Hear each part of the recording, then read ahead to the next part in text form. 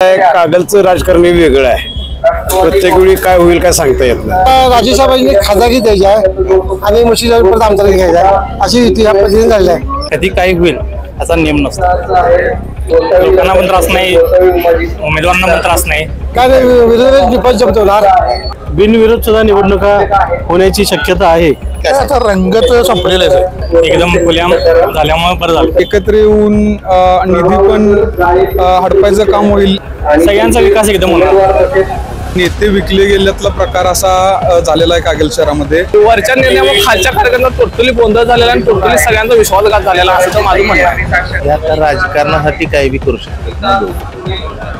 सत्तेसाठी सगळे एकत्र आलेले आहेत. दिवसभर कागल आणि रात्री पागल असं आहे. बाळ, फ्रीज मधून श्रीखंड काढ ना. आम्ही पूर्वी घरीच बनवायचो श्रीखंड, त्याची चवच वेगळी होती. आता काय सगळं रेडीमेड.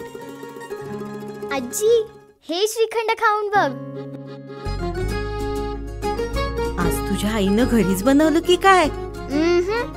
हे आहे गोकुळचं श्रीखंड. अगदी जिभेवर रेंगाळणार. जिभेवरच नाही तर मनावरही रेंगाळणार. गोकुळ श्रीखंड, मनावर रेंगाळणार. नमस्कार, केके न्यूज मध्ये आपल्या सर्वांचं सहर्ष स्वागत. राज्य निवडणूक आयोगाकडून नगरपरिषद नगरपंचायतांच्या निवडणुकांची घोषणा झाली व या अनुषंगाने 2 डिसेंबरला मतदान होणार आहे तर 3 डिसेंबरला मतमोजणी होणार आहे व या अनुषंगाने सर्व स्तरावरील सर्व शहरातील राजकीय वातावरण तापण्यास सुरुवात झाली व आपण सध्या पोहोचलोय कागल शहरामध्ये. राजकीय विद्यापीठ म्हणून ओळख असणाऱ्या कागल शहरामध्ये काल एक मोठा राजकीय भूकंप झाला. विधानसभेला विरोधात निवडणूक लढलेले मंत्री हसन मुश्रीफ व राजे समरजित सिंह राजे हे या नगरपरिषद निवडणुकीच्या अनुषंगानं एकत्र आलेले आहेत व एक मोठा राजकीय भूकंप कोल्हापूर जिल्ह्याला काल बघायला मिळालेला आहे. एकमेकांच्या विरोधात विधानसभेला काटेकी टक्कर कागलमध्ये झाली होती व या लढतीकडे संपूर्ण महाराष्ट्राचं लक्ष लागलेलं होतं व हेच एकमेकांचे राजकीय शत्रू एकत्र आल्यानं अनेकांच्या भुवया उंचावलेल्या आहेत व या अनुषंगाने बघायला गेलं तर कागलमध्ये प्रत्येक निवडणूक ही चुरशीन होत असते. हे 2 गट एकत्र आल्यानंतर कागलमध्ये सध्या राजकीय स्थिती काय आहे, त्याचबरोबर नागरिकांमध्ये काय संभ्रमावस्था आहे हे आपण थेट नागरिकांकडून जाणून घेऊयात. मोठा राजकीय भूकंप सगळ्यांनाच पाहायला मिळाला तर सद्यस्थिती काय आहे कागलच्या राजकारणाची? सध्या तरी आता दोन्ही नेते एका जागी आलेले आहेत. त्यांनी जो निर्णय घेतलेला आहे काहीतरी विचार करून घेतले असतील. कार्यकर्ते म्हणून त्यांच्या बाजूनं राहणं हे योग्यच आहे आमच्या बाबतीत. बाकीचं काय विकास कामासाठी एका जागी आलेलं ह्याचं असं ठरलेलं आहे. तेच सध्यास्थिती जी आहे ती कंटिन्यू होणार. विकास कामाकडे सगळं लक्ष राहणार, हा असंच चालणार. राजकीय आपलं भूकंप त्याला झाला. ते काय झालं, नवीन पोरांना संधी मिळायला पाहिजे होती, ती मिळाली नाही. आता बघा पक्षाकडे एबी फॉर्म कोणाकोणाला मिळालेत, कोणाला नाहीत किंवा जरा नाराजगी असणारच. बघा आता काय होते साठी होते काय हे 2 गट एकत्र आल्यानंतर शहराचा फायदा आहे काय, कसं आहे विकासाला कसं चालना मिळणार? विकासाला गती असं काय सांगता येत नाही. ज्या नगरसेवक ज्यांनी आपल्याला दिले त्यांच्याकडून आता बघूया कसं काय काय होतंय, कामं होतात का नाही. यामधून कार्यकर्त्यांची नाराजगी कुठेतरी दिसते का? नाराजगी असणार की प्रत्येकाला आपापला नेता पिढेल ना, नाराजगी असणारच ना. चांगलं झालं की संघर्ष मिटला, संघर्ष कमी झाला त्यामुळे चांगलं झालं. या युतीमुळे विकासाला चालना मिळेल का? 100% चांगलं आहे. बरं, दोन्ही पण एक गट झाल्यामुळे बरं होणार, विकास भरपूर. विधानसभेला एकमेकांचे विरोधक असणारे आता एकत्र आलेत, याबद्दल काय वाटतं? त्याला काय राजकारण आहे, असं होणार.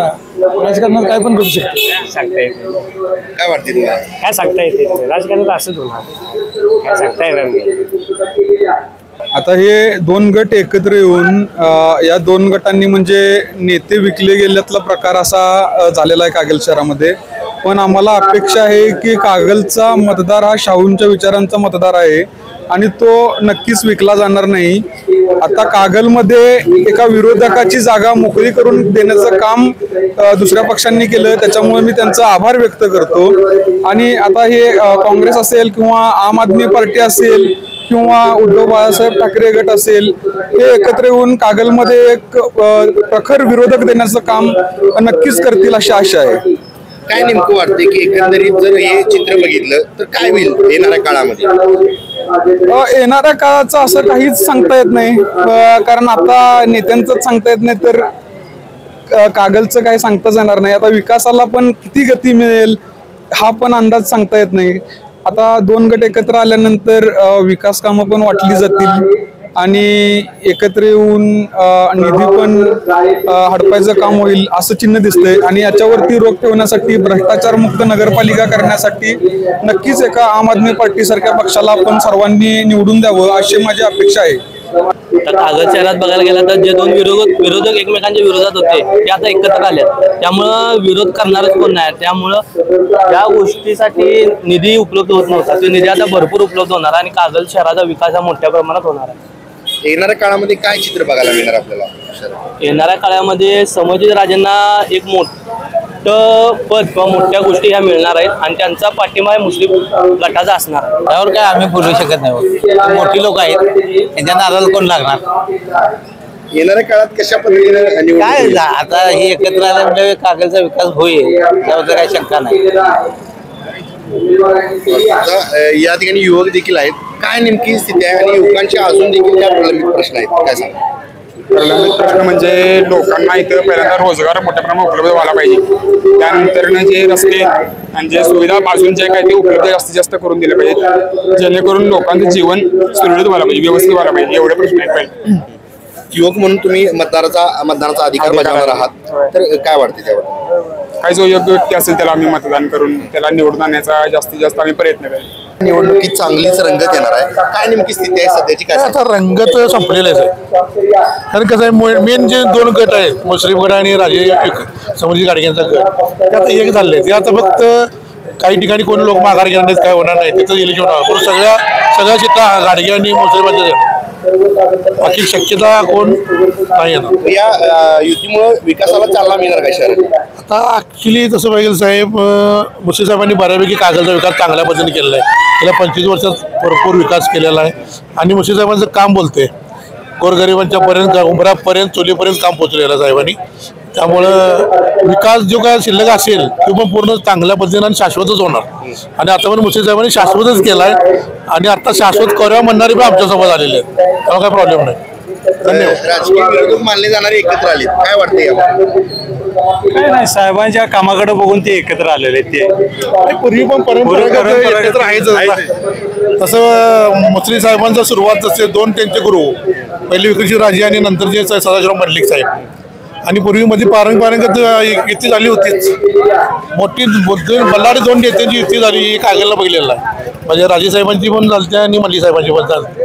असं काय म्हणजे विचारायला हेच नाही, म्हणजे एवढे विकास केलेला आहे साहेबांनी.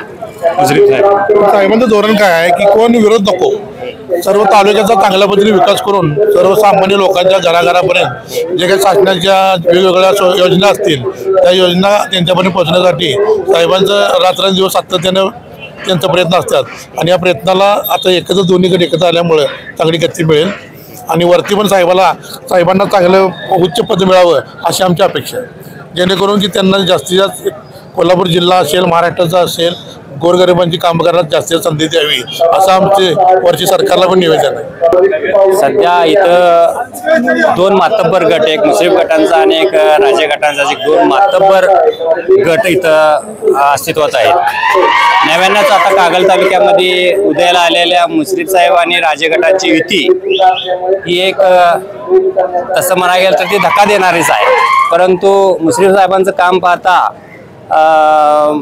ते योग्य असं काही जणांना आम्हाला वाटतंय, कारण मुश्रीफ साहेबांचं विकासाचं हे सोडलेलं घोडं संपूर्णतः कागल तालुक्यातील कोल्हापूर जिल्ह्यामध्ये हे तळ्यात आहे.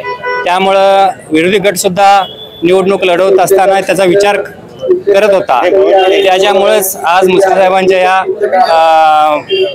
विकास कामाला लोकांनी पाठिंबा दिलेला आहे असं वाटतं. काय विरोधी विपक्ष जमवणार आणि मुस्लिमच्या पालिकेलाच आहे आणि परत नगरपालिकेच्या विकासात पुढे गती मिळाली राजेंच्या मुळे मंजूर झाला.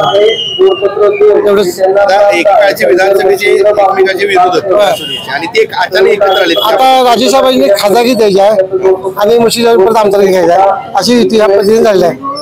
नाही आता विकास नाही, या विकास आता दोन्ही गट एकत्र आल्यामुळे कागल तालुक्याचा आणि कागल शहराचा सुद्धा विकास नगरपालिकेच्या माध्यमातून राज्यात जो विकास झाला नाही किंवा राज्यात एक मॉडेल कागल नगरपालिका म्हणून उदयास येईल. ते राजकीय दृष्टीने चांगली युती झालेली आहे आणि जो संघर्ष होता कार्यकर्ता तो कमी झाला, मावळलेला आहे आणि महाराष्ट्राला एक चांगल्या प्रकारचं एक हे राजकारणाची जी ईर्ष्या आणि टोकाची जी भूमिका होती ते त्याच्यापासून लोकांची हे झाली, मुक्तता झाली आणि चांगलं झालं. एक म्हणजे महाराष्ट्रात चांगली एक प्रेरणा झाली म्हणायला लोकांना मिळाली. त्यामुळं भविष्यात सुद्धा असंच घडू दे आणि जे ईर्ष्या आणि जे होते त्यापेक्षा कमी झालेलं बरं. कागल शहराचा विकास होणार आता आणि विकास आहेच आता आणि अजून विकास होईल कागल शहराचा. दोन्ही गट एकत्र आल्यामुळे बऱ्याच दोन्ही निधी आणतील, मुश्रीफ साहेब आणतील किंवा गाडगे साहेब समोर दादा आणतील. त्यामुळे कागल तालुक्याचा अजून विकास होईल आणि ते फायदा होईल कागल तालुक्याचा. कागलचा विकास करण्यासाठी दोन नेते एकत्र आलेले आहेत आणि इथून पुढे त्यांनी दोघांनी निर्णय जो घेतलेला आहे हा चांगला घेतलेला आहे आणि जनतेला हा मान्य आहे आणि मला वाटते की इथून पुढे असंच इलेक्शन होत राहणार. म्हणजे बरोबर चित्र म्हणजे स्पष्ट झालं ना, आता एकतर्फी झालं ना, चित्र स्पष्ट झाले. आता काय दोन मातबर लोक आहेत इथे. कसं आहे तर मुश्रीफ साहेब आणि राजे साहेब हे दोन गट हे प्रबळ दावे झाले ना, त्यामुळे त्यांनी एकत्र आल्यामुळे तरी वातावरण एकदम आनंदाचं आहे. कारण दोन्ही गट जे टोकाचं संघर्ष होतं हे विसरून जर विकासावर जर आता भर देणार असेल तर हे एक योग्यच पाऊल आहे दोन्ही गटाकडून. आता विधानसभेचे एकेकाळचे विरोधक काठीकी टक्कर महाराष्ट्राने बघितली होती आणि अचानक एकत्र आले, याबद्दल काय सांगायचं? याबद्दल सांगायचं म्हटलं तर जे कोल्हापूर जिल्ह्याचं जे राजकीय विद्यापीठ जे म्हणतात कागलला त्यासाठीच हे प्रसिद्ध आहे. कधी काही होईल असा नियम नसतो. या दोन गटाच्या युतीमुळं शहराचा काय फायदा होणार आहे? विकास जे टोकाचा संघर्ष असायचा त्यामुळे विकासाला जो थोडा बसायचा किंवा विरोध व्हायचा त्या विरोधाला तर अर्थ राहणार नाही. प्राधान्यानं हा विकासालाच राहणार. त्यामुळे शहराचा विकास हा झपाट्यानं होणार. चांगलं काम झालं. लोकांना पण त्रास नाही, उमेदवारांना पण त्रास नाही, एकदम खुल्याम झाल्यामुळे बरं झालं. सगळ्यांचा विकास एकदम होणार. जे काय निधी असेल ते सगळ्यांच्यात म्हणजे दोन्ही पार्टीच्या हिशोबाने त्याची कामं चांगल्या प्रकारे होतील. सत्तेसाठी सगळे एकत्र आलेले आहेत. त्यांना दोन्ही लोकांना, तिन्ही पक्षाच्या लोकांना आपली सत्ता शाबूत कशी राहील यासाठी त्यांचे सगळ्यांचे प्रयत्न चालू आहेत. सर्वसामान्य जनतेला इलेक्शन ही कार्यकर्त्याला संधी देण्यासाठी असते. तळागाळातल्या सर्वसामान्य कार्यकर्त्याला सेवेचा जो लाभ व्हायचा आहे तो सत्तेच्या माध्यमातून त्याला जी सेवा करायची असते जनते त्याचा लाभ देण्यासाठी इलेक्शन असते. ही लोकशाहीची चळवळ आहे, हा लोकशाहीचा उत्साह आहे. त्यामध्ये सत्तेसाठी मातबर लोक सर्वसामान्य कार्यकर्त्याला पायदळी तोडवा लागले. हे होतं हे सगळं चुकीचं आहे आणि मी शिवसेना उबाटा गटाचा शहर प्रमुख या नात्यानं आम्ही आज सगळे आमचे अर्ज भरलेले आहेत आणि आमच्या अर्ज आम्ही ठामपणे निवडणूक लढवण्यात आम्ही निर्धार केलेला आहे. असं आहे आता जवळजवळ नगरपालिका इलेक्शन 9-10 वर्ष होत आली. त्यानंतर इलेक्शन झाली नाही. लोकांचं जे नगरपालिकेचा कार्यभार जो 5 वर्षाचा आहे त्यात लोकांना संधी मिळाली नाही.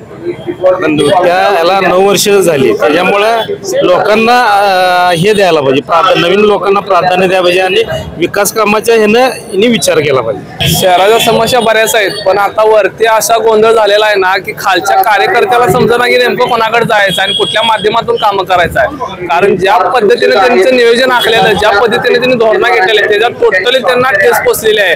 टोटली विचारांना त्यांना तडा गेलेला आहे. त्यामुळे आता त्यांची कुचंबना झालेली की कोणाकडून जाऊन आपण आपली कामं करून घ्यायची किंवा इथून पुढे विकास कसा करायचा आहे. वरच्या निर्णयामुळे खालच्या कार्यकर्त्यांना टोटली गोंधळ झालेला आणि टोटली सगळ्यांचा विश्वासघात झालेला असं तर माझं म्हणणं आहे. काय होईल एकंदरीत या निवडणुकीत?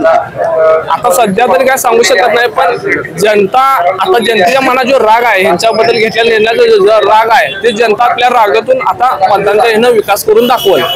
वरच्या घेतलेला जो निर्णय आहे त्या निर्णयाचा प्रत्येक सर्वसामान्यांच्या मनामध्ये राग आहे. आता हा रागच आता काय ते मतपेटीतून परिवर्तन घडवून आणेल. कागल शहराचा विकास झालाय का? 100% कागल शहराचा विकास झालेला आहे. या नगरपालिकेमध्ये माननीय आमदार हसन मुश्रीफ साहेब यांच्या मार्गदर्शनाखाली 100% कागल नगरपालिकेचा विकास झालेला आहे. बघायला गेलं तर खूप वर्षांनी निवडणूक होत आहेत, मध्यंतरी प्रशासक होते.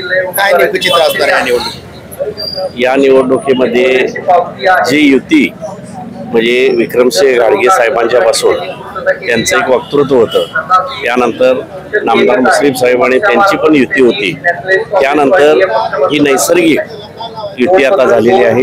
ही काही नवीन युती म्हणता येणार नाही, हिस्ट्री रिपीट अशा पद्धतीने ही युती झालेली आहे.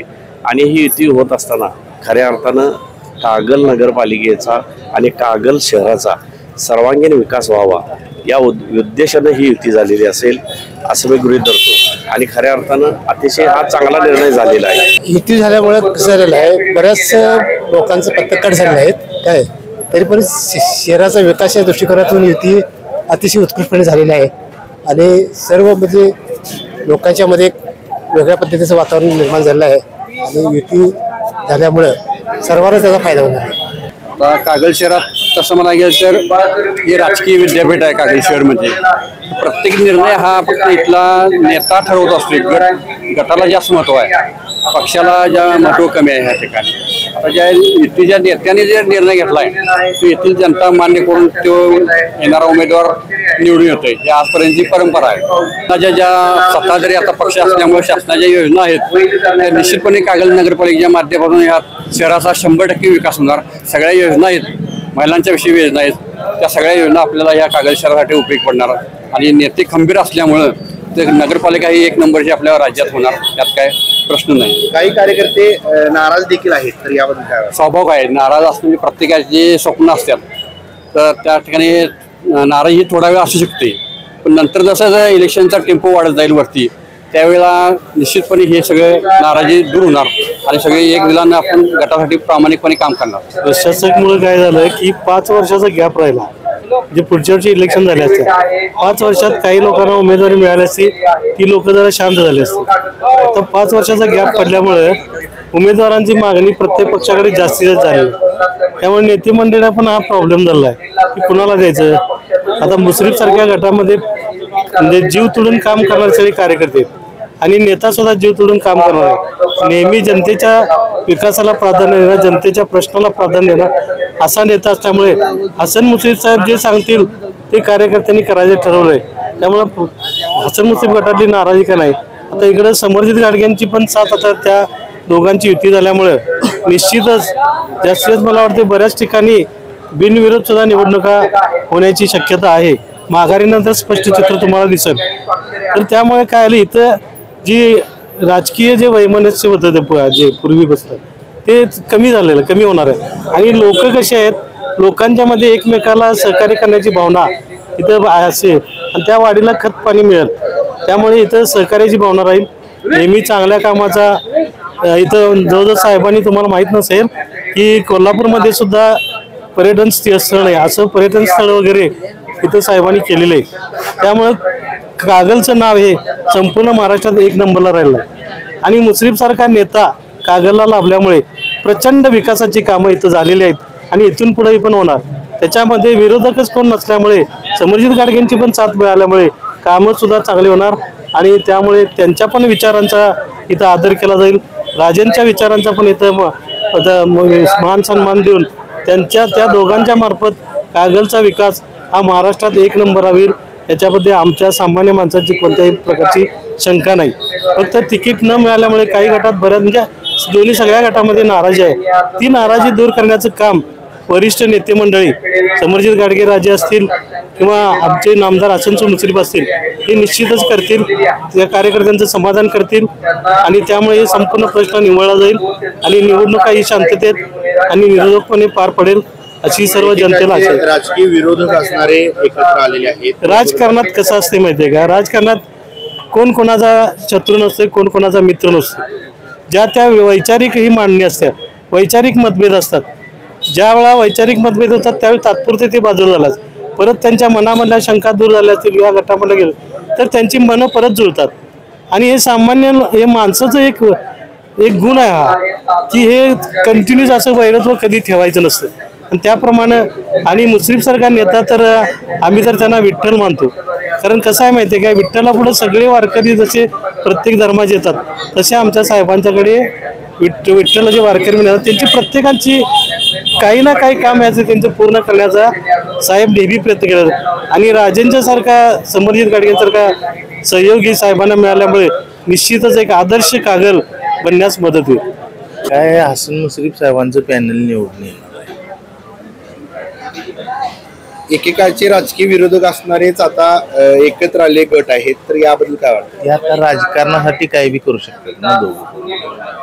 सध्याची राजकीय स्थिती आता बघितलं तर नामदार मुश्रीफ साहेबांची सत्ता कागलमध्ये आहे. आता युती झालेली आहे, त्यातून कागलचा विकास होण्यासाठी नामदार मुश्रीफ साहेबांच्या मार्गदर्शनाखाली व या युतीच्या ह्याच्यात कागलचा भरपूर स्वतः विकास होऊ शकतो.